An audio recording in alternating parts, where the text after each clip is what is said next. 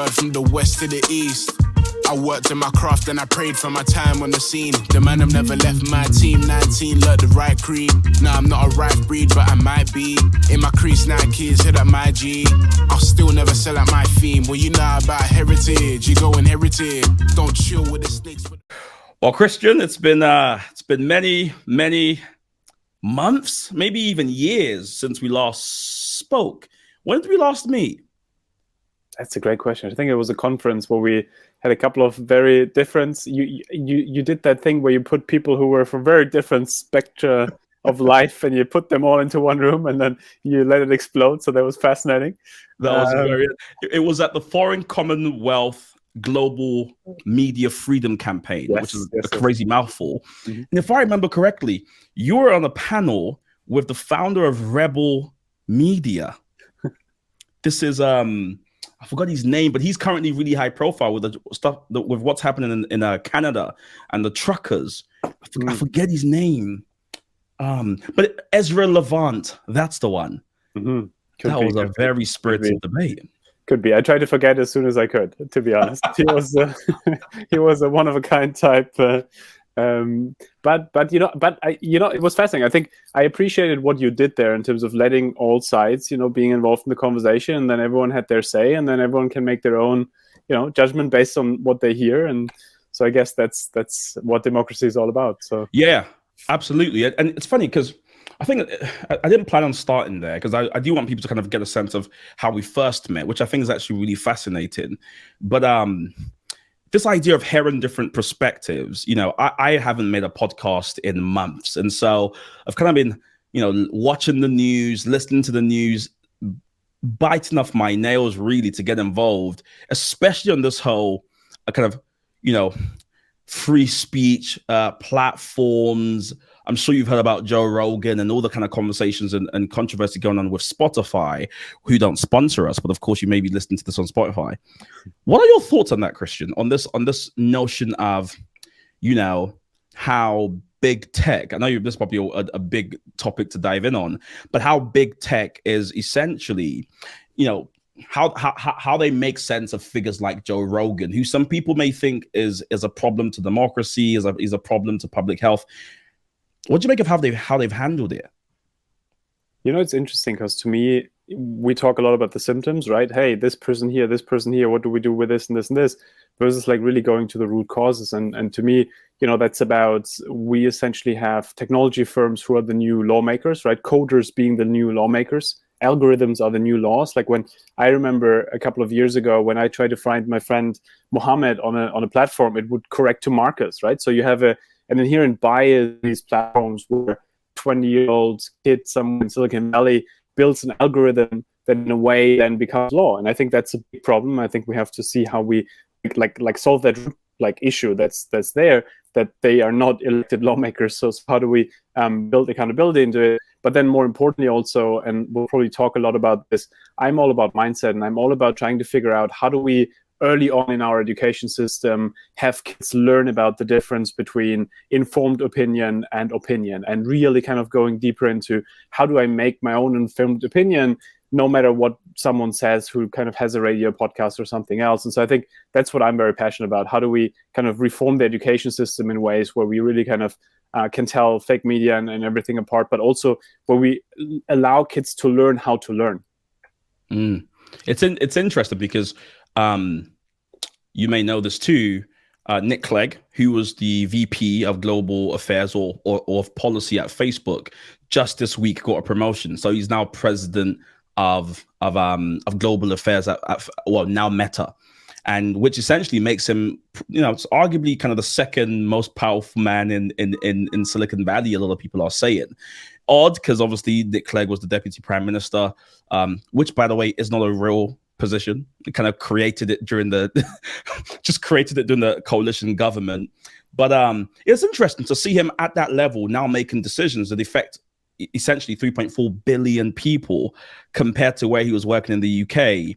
And, obviously only really governing about, let's say helping to govern, if you like, something like 74 million people.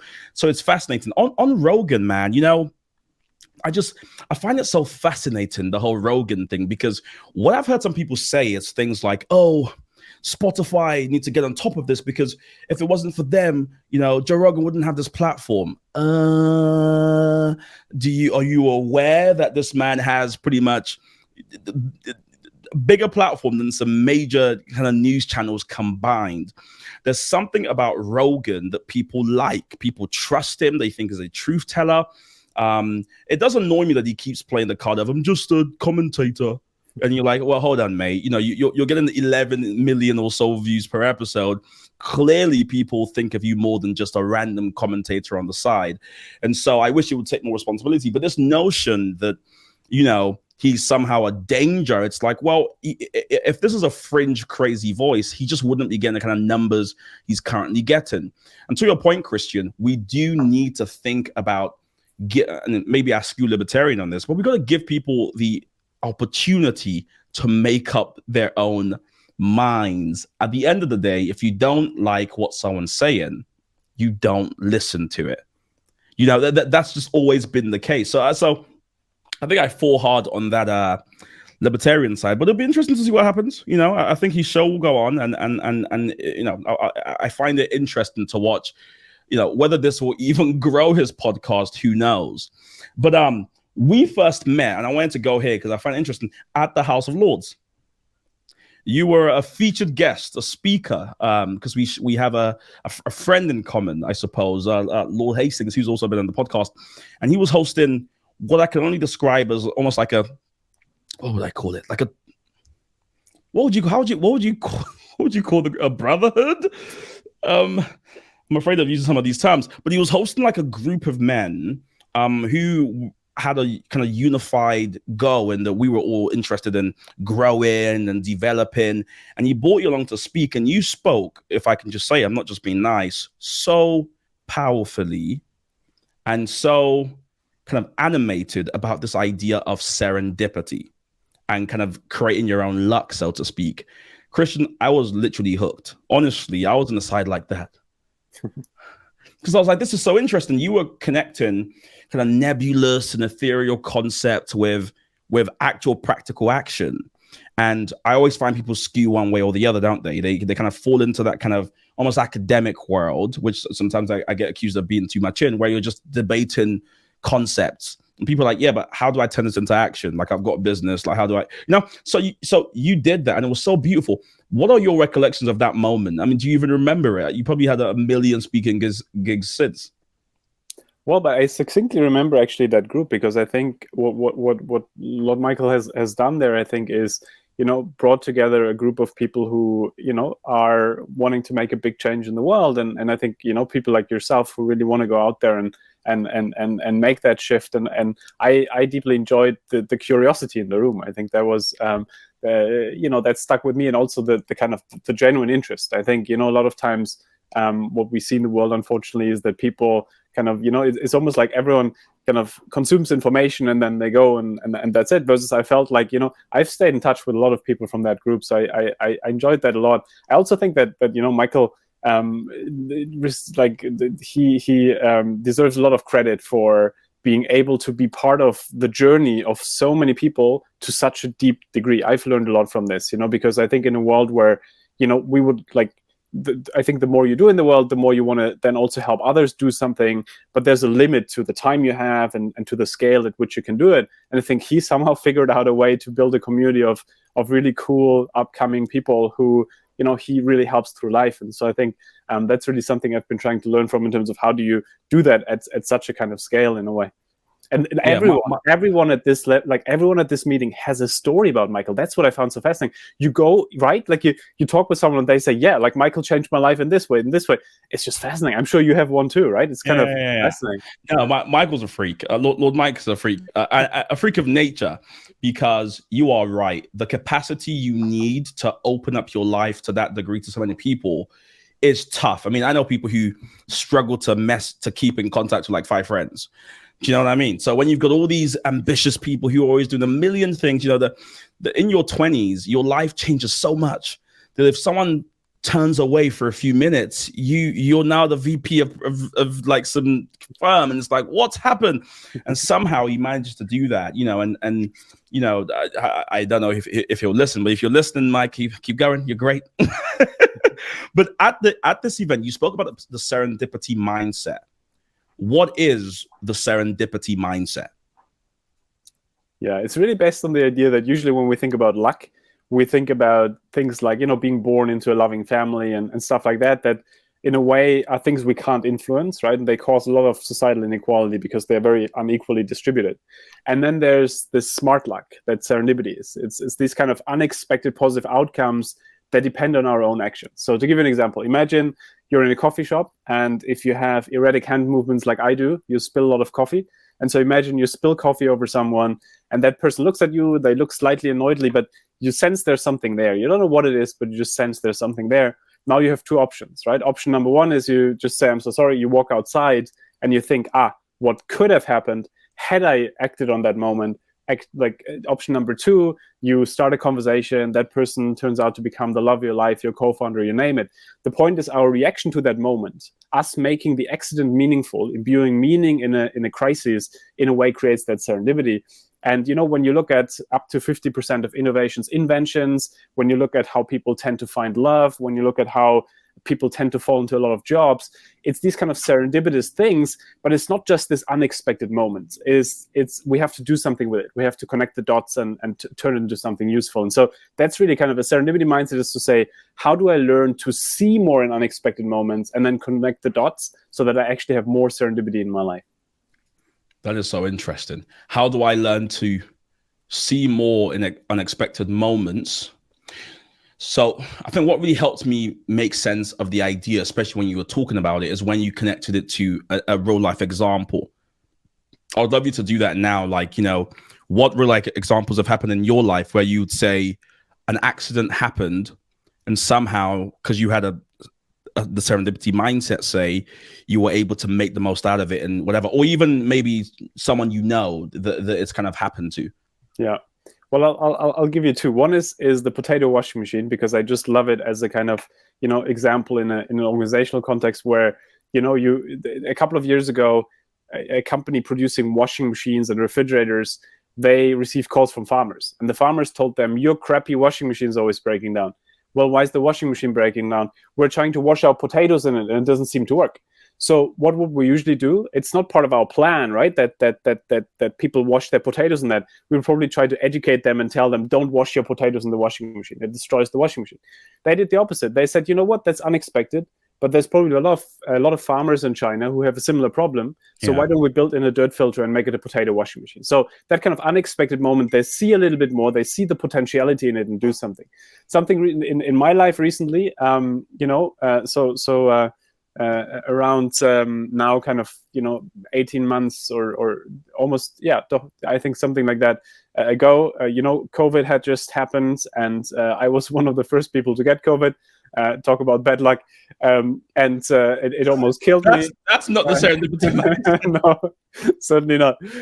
And so I was one of the first to get it. It almost killed me. It was a really tough period here in New York. You know, they had Central Park. They had these tents built up because the hospitals were full. It was a crazy situation, and it was that kind of situation where I was alone in an apartment in New York.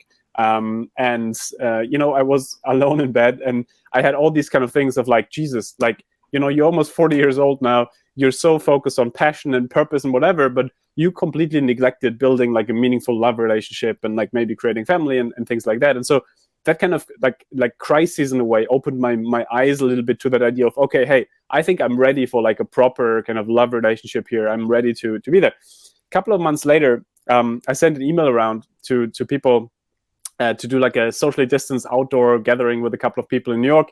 An old friend of mine came to it who just had her divorce, and she just kind of like split up with her boyfriend, with her husband. And, you know, we kind of like, there's a long story to it, but essentially we went for dinner at some point. She's now my wife. We have a newborn. And, you know, it's kind of, that's, it's that kind of, there was a very accelerated story to it. But the point is that there was an inflection point, which was really, you know, the opening eyes to, hey, shoot, like there's a part of my life that I had completely neglected, and I have Yeah. to open my eyes to it. And she had something similar happen in her life. And so, when we talk a lot about a serendipity mindset, a lot of it is really the kind of alertness and openness to the area of focus that we focus on, right? And so when you put your mind to something, that's why people then tend to, once you kind of get employed by a certain company, you see their logo everywhere. Or, once you think you can find money in the street, you tend to find more money because you're looking for it. You expect it to be there, and then it tends to become more of your focus. And so that's kind of a big piece of that mindset, to say, once I start expecting the positive, the unexpected, it starts to happen more because it is there all the time, but we tend to miss it all the time.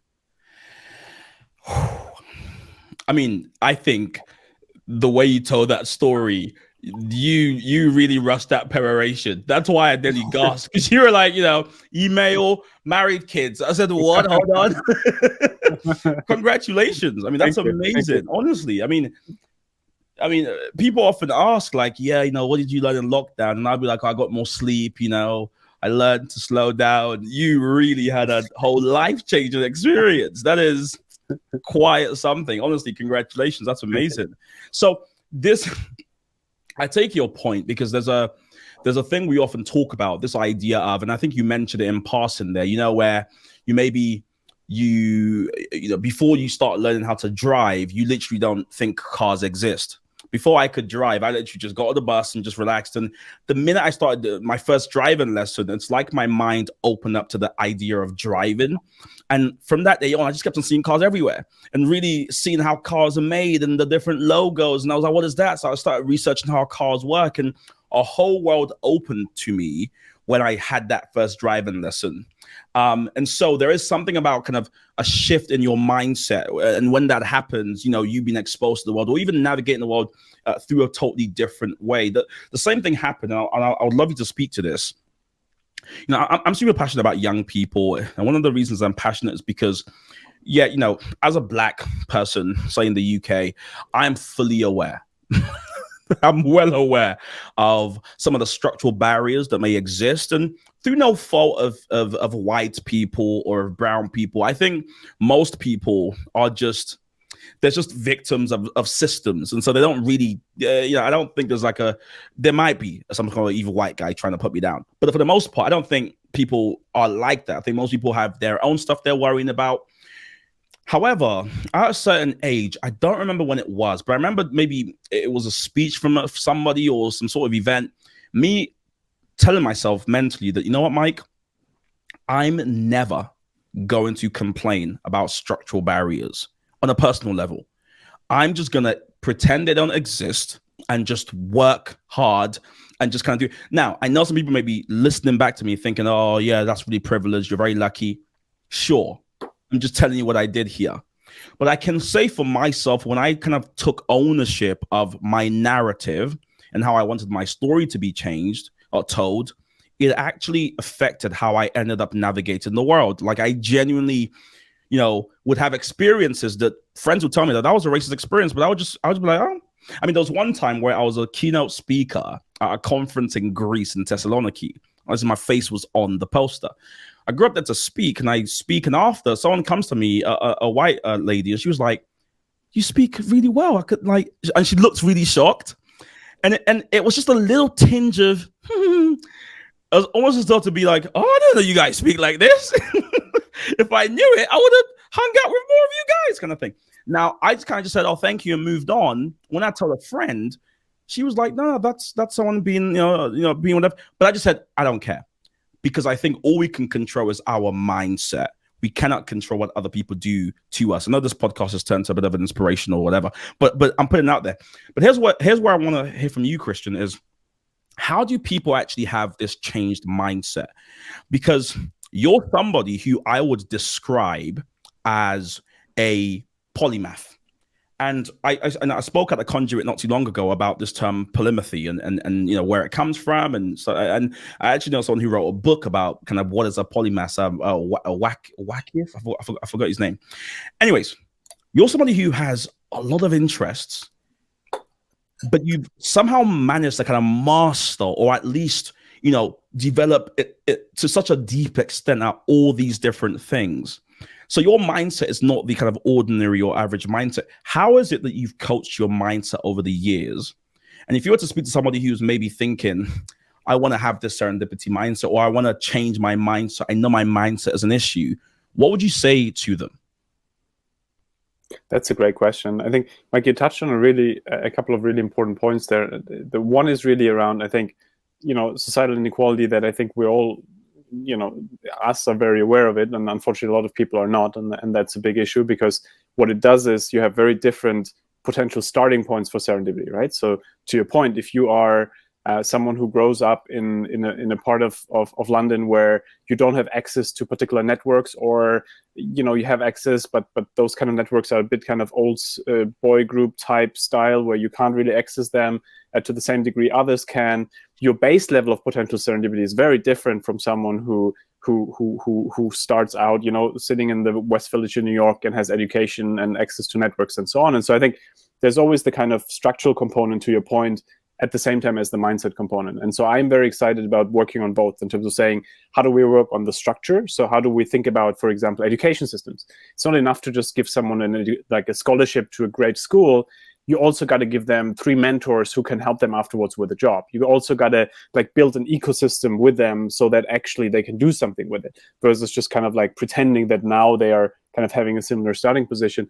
I think there's a lot around biases. We can definitely dive more into that.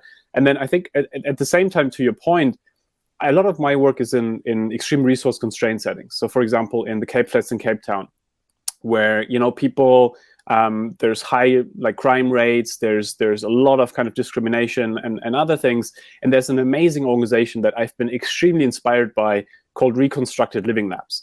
And Reconstructed Living Labs is people out of the local community who said, okay, we don't trust the government, we don't trust multinationals and all these others, but we trust each other. So is there a way that we can build a community where we can train each other how to, for example, use social media to build a business, or to use social media to tell our stories and inspire people? And so they built this low-cost education approach, and they now reach hundreds of thousands of people with almost no budget. And the way they do that, and it was one of the most inspiring moments I've ever had. When I went the first time, and now a very good friend of mine, I asked him, what should I never ask you? Me as the person coming into your context, me as the person who, has no idea of how tough you had it in your life, what should I never ask you? And he said, never ask me first what I need. Because if you ask me what I need, you put me into the position of the victim, the beneficiary, someone who kind of needs your benevolence.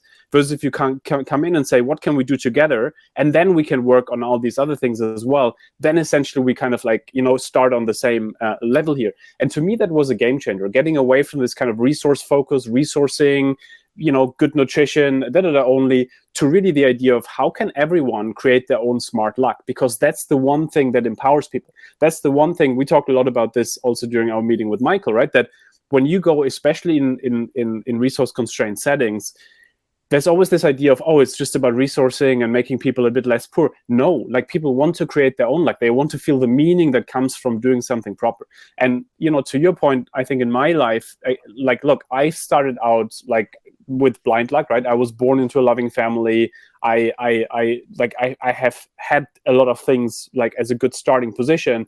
And then I try to also kind of, develop a mindset that allows to really kind of develop, to your point, depth in different areas. And I think the one thing that I found very helpful there is, in every field, whenever I go into a new field, I try to understand who's the most inspiring person in this field. Who are the kind of 10 people who I feel, wow, if I could learn from them and I could do it at their level. I don't want to be like them. I don't think that's helpful, but I want to be able to do some of the things they do. Actually, those people then working with them, learning from them, co-authoring with them, building a company with them, I found that to be extremely helpful, because what it allows you to do is to become that kind of multiplier where you don't have to always have everything yourself in terms of knowledge and whatever, but you're essentially just working with the right people who can then go into the depth that you need in some fields. And so, long story short, I'm a big believer of trying to tap into communities that allow us to do this kind of deep dive, but in a way that, depending on what you want to do with life, you can focus more on the big picture rather than just kind of always having to go into the details. No, I mean, I think that's brilliant advice, honestly. And I think folks listening to this, will recognize, I hope, that this is stuff that works and you're speaking from a real life context. One of the big things that I think millennials or Gen Zs for the most part get is that they are often very wide but not very deep. And what I mean by that is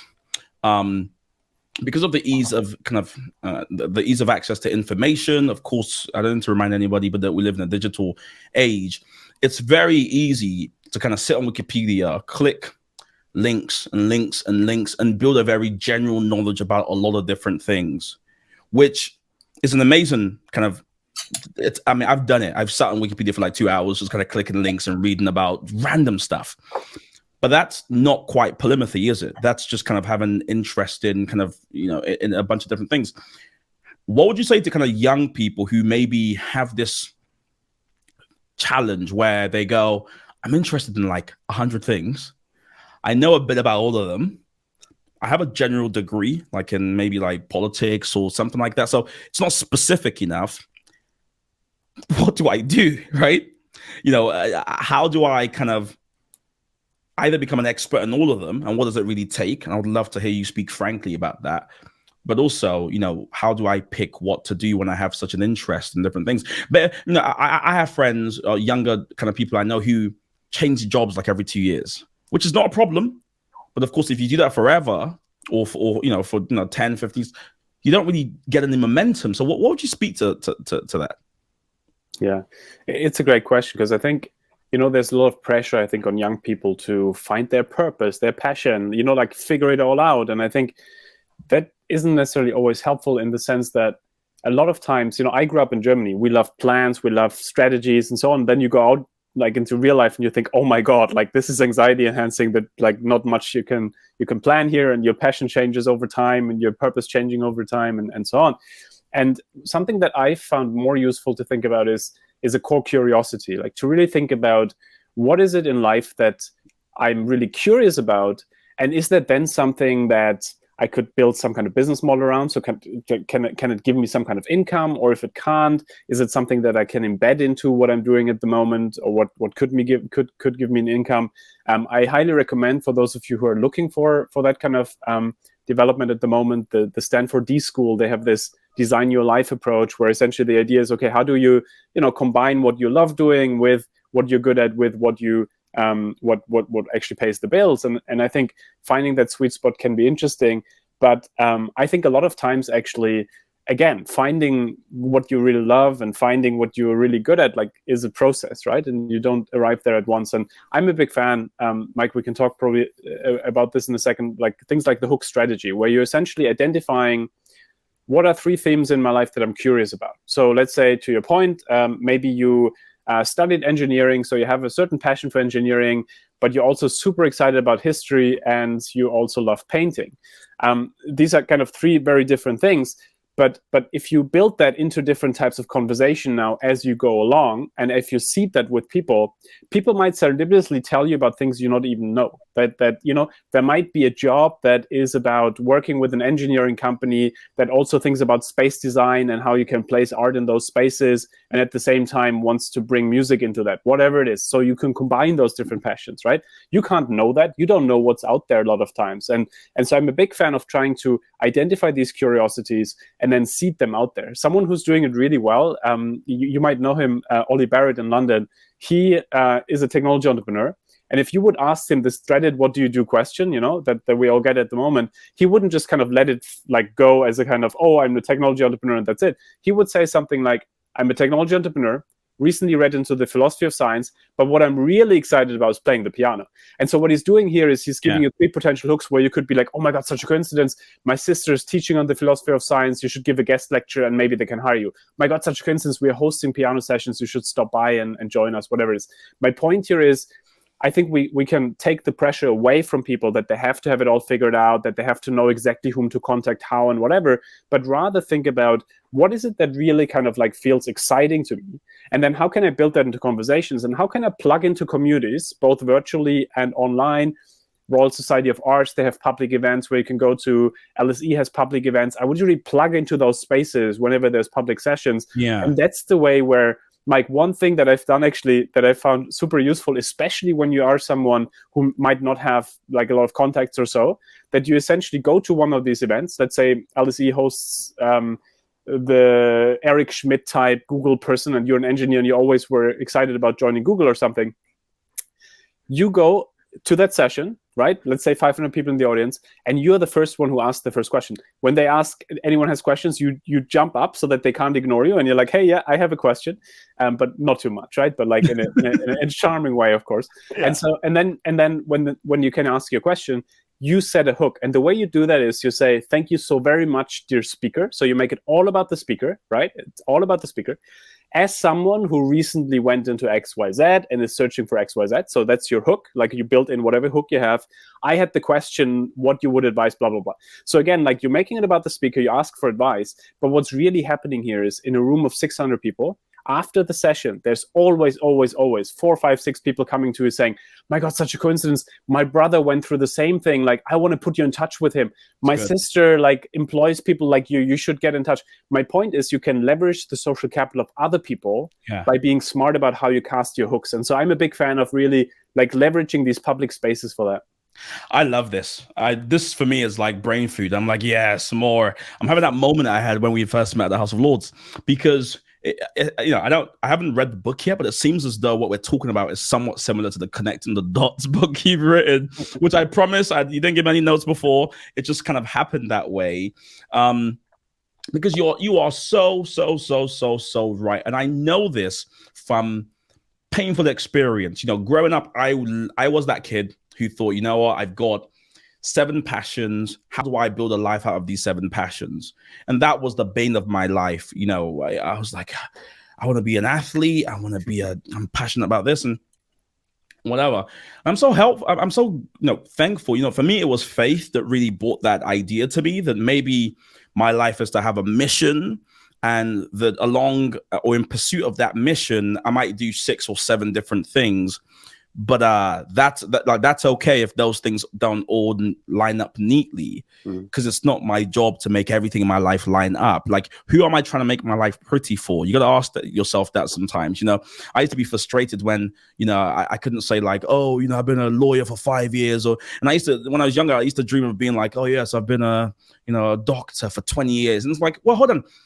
Who does that matter to, really, that I've done the same thing for 20 years? Is it me, or is it just so other people kind of think that I'm ridiculously great at this one thing and I've been doing it for a long, long time? I think the minute we kind of set ourselves free from other people's, say, expectations, perceptions, so on and so forth, then we are able to do what you're saying, which is almost follow our curiosities and passions, allow them to kind of lead us to all sorts of different relationships.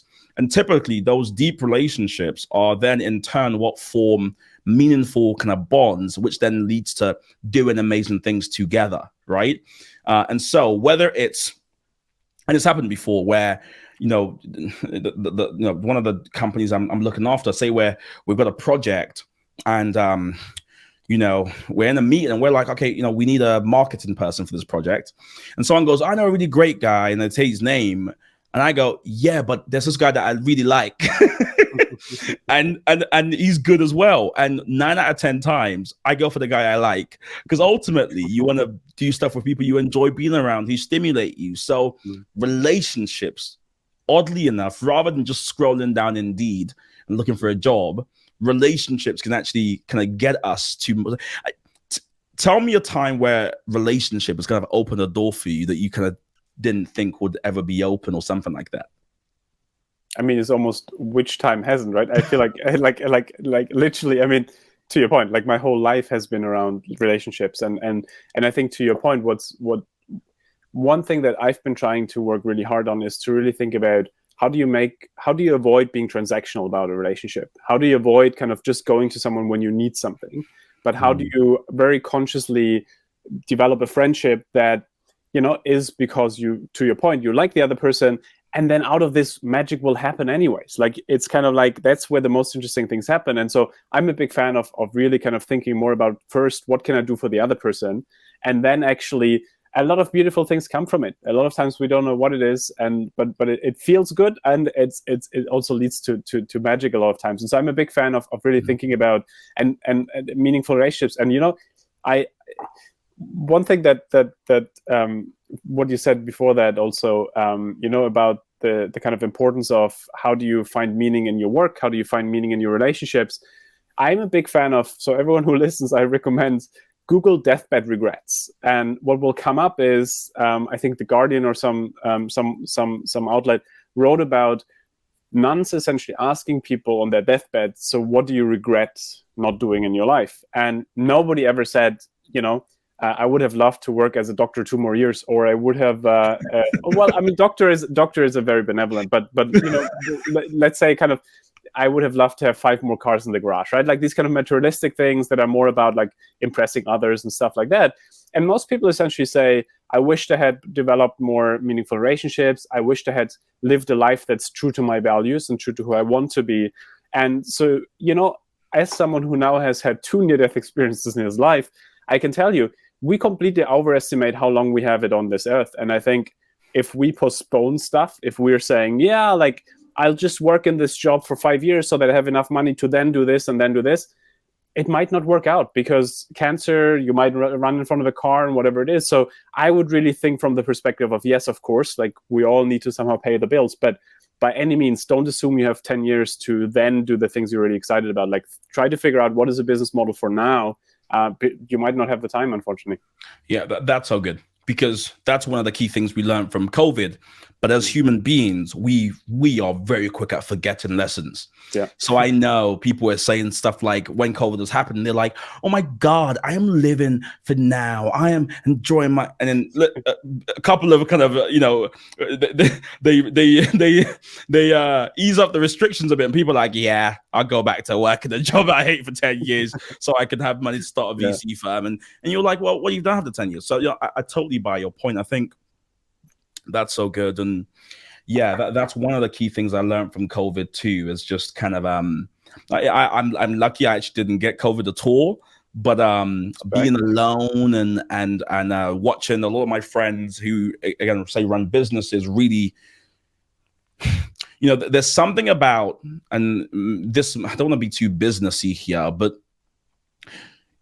and I don't want to glorify struggling, but this is how I feel, so I probably should say it. And it's that it's great when you are fighting, as I was at some stage, for the survival of like businesses, when it's a meaningful fight. Mm-hmm. Do you know what I mean? Where you're like, this is tough right now, but this is not just tough like, oh, woe is me. This is like, I'm growing and I'm involved in a meaningful fight. And I was thinking about this concept with a friend not too long ago, and we were saying, I just don't think, it might be maybe because we're in the West, it might be because we're relatively well off when you compare us to other countries. But, and again, I know this may sound privileged because some people listening to this may go, "Oh, I'm in a fight, mate." But generally speaking, myself and some of the friends I'm around, we were like, maybe we don't have enough meaningful fights. Like we haven't really, the way we've been engaging with the world is almost as if it's a non-contact sport. We kind of been watching issues going on, maybe sending £5 to RSP. You're like, a lot of stuff is going on, but I've just got my job. What would you say to someone like that? Would you encourage them to kind of jump into a world issue to get stuck in, or would you say actually no, kind of stay put, keep going? Does that make sense? 100%. And it comes to, I've had a lot of red wine conversations about a related topic, which is essentially, is it worth to strive for contentness, right? For kind of happiness that is just contentness, in the sense of that.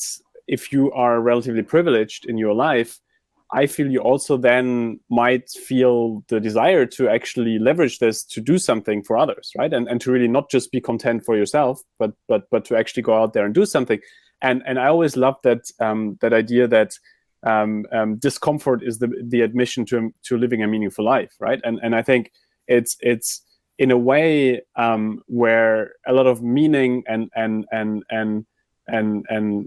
a lot of the kind of what feels good about success also comes from that you actually endured something to get there, and I think that's very different. I think, Mike, in my mind, is kind of 2 things in terms of, the one is the kind of literal fight or flight, struggle to survive, people around you dying because you can't afford healthcare type that I'm seeing here a lot in the US. So I think that is something that I think one needs a certain base level probably of not having that absolute fight for survival piece.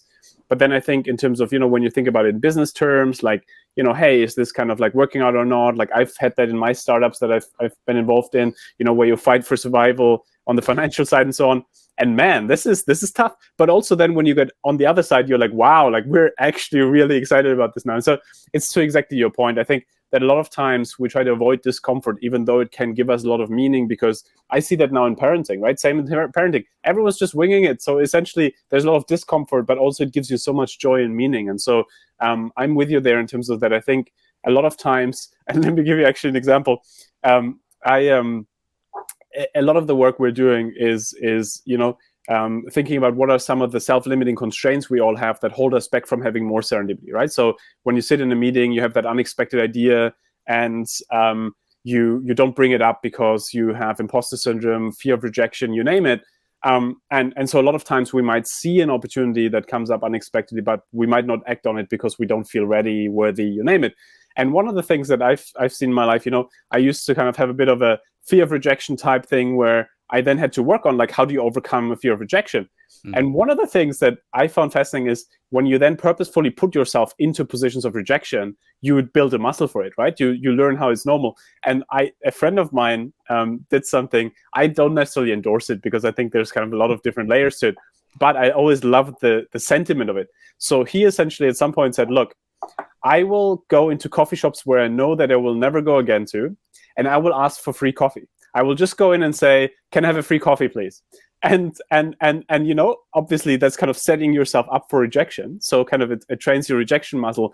But also funny enough, then a lot of times actually people are like, oh, where's the hidden camera? And then it starts a conversation, gets into something interesting. And so the point here is really, how do you put yourself sometimes knowingly into discomfort so that you get used to the idea that discomfort is part of living a meaningful life, and it gets easier than others as well. That is very interesting.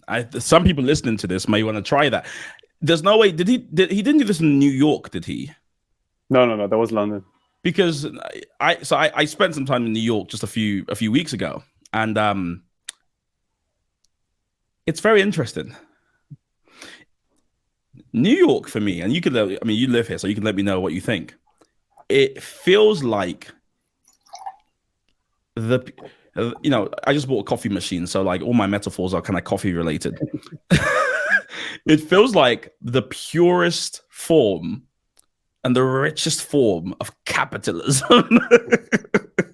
Like it and maybe I wasn't there for that long, so maybe I don't know what I'm talking about, but it just like when I got out of my taxi, I could smell capitalism. I was like, yeah. That smells like disparity between the rich and poor. That smells like the widest gap between the richest and the poorest in the country. I was like, yeah, higher rent prices. It just has such a capitalist. What is it like living in New York? Well, look, I think I think in some ways. So it's interesting because one of the reasons why I both love and not so much love New York is for exactly that reason, right? That people here, almost everyone is hustling something. Almost everyone's trying to sell something. Almost everyone's trying to somehow kind of like scale something and whatever. And so I think there's the social inequalities and things that I think in the US I've never really understood why there's so much kind of systemic problems that around healthcare and homelessness and so on. I think that's a big theme. And then at the same time, I also think I've appreciated the entrepreneurial environment where you go out there, you want to publish a book, and then people rally around you and you publish that book. And so it's kind of there's a momentum here, I think, that you have nowhere else that I've experienced here. So I feel like you have both the good and the bad coming with it. It's interesting. I was having a big debate with a friend about how they name their streets as well. 42nd, 34th. And I was saying, this is odd because London, as you know, all our streets have quirky, interesting names. I live in George Street, and there's just 41, 43. And then you said, oh, the reason is because it's then easier to find where people are because you can just be like, I'm on 32nd, so I'm on 39th. You're like, oh, they're just 7 blocks away, whatever. Well, not 7, whatever it is, 5 blocks away. I don't know if I agree with that. I think I think I'm a Londoner at heart. So for me, London is still. I mean, you've lived in both cities, I believe. Where would you say is a natural home for you? Bear in mind, the main listenership of this podcast is in London. So just a bit of a tidbit for you no there. pressure there. You know, what, yeah, which one do you prefer? But also, what are the key differences, would you say, to someone who may be planning to live in one of those places? Yeah, it's fascinating because I'm very nostalgic speaking with you because I miss London. I lived there for over 10 years. I had most of my kind of big inflection points in life I had there. What I always loved about London, I think no other city in the world has, is that I don't know if there's a diplomatic way to say it, but I think there's nobody who comes to London wants to become British. Like in almost every other country, like people try to assimilate to a certain kind of idea of what it means to be American, what it means to be German, what it means to be Swedish. And I feel in London, everyone's just like, I'm the Azeri, I keep my Azeri tradition, and then I go to my Azeri friend, and I'm like, great, like, let's learn about Azerbaijan, or let's learn about Exeter. And so I actually always loved this idea that London, I feel, is the only, like, truly kind of city in the world where people keep their identities and don't kind of try to like assimilate too much to like a ruling identity. I think, again, like in every other city in the world, there's always tendencies and there's always something, but I've always loved this idea that I learned more about the world. I mean, a lot of my work has been, Sub-Saharan Africa, Mexico, and so on, but I learned the most about the world in London when I went to the home of my Nigerian friend and they have their customs and traditions and I dive in, and then I go to the home of my, Azeri friend.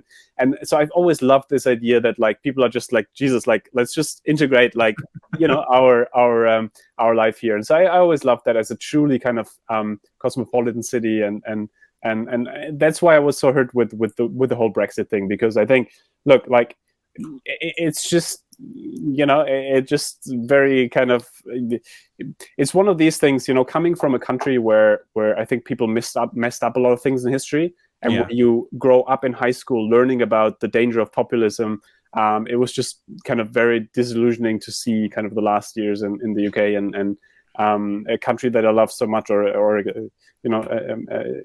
England as a country that I love so much. It's been a bit of a pity, but I guess London still is the hotspot. Well, a lot of people think the UK is London, right? Or they think like England, London, which is probably annoying to my Mancunian friends or Liverpudlian ones. But Christian, you actually didn't answer the question, because I think you have a politician. Gotta be diplomatic here. you have a politician's bent there, because some of my keen listeners will say, yeah, but he didn't pick one. So it reminds me of I remember Ronald Reagan, the old US president.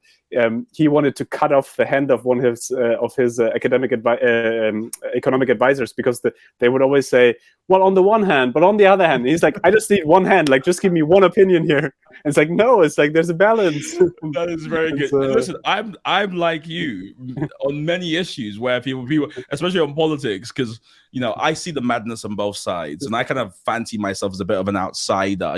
I do that classical thing where people say, where do you sit? And I was like, a libertarian, kind of just kind of outside, just on the random corner there, and I'm redefining libertarianism based on who I'm speaking to.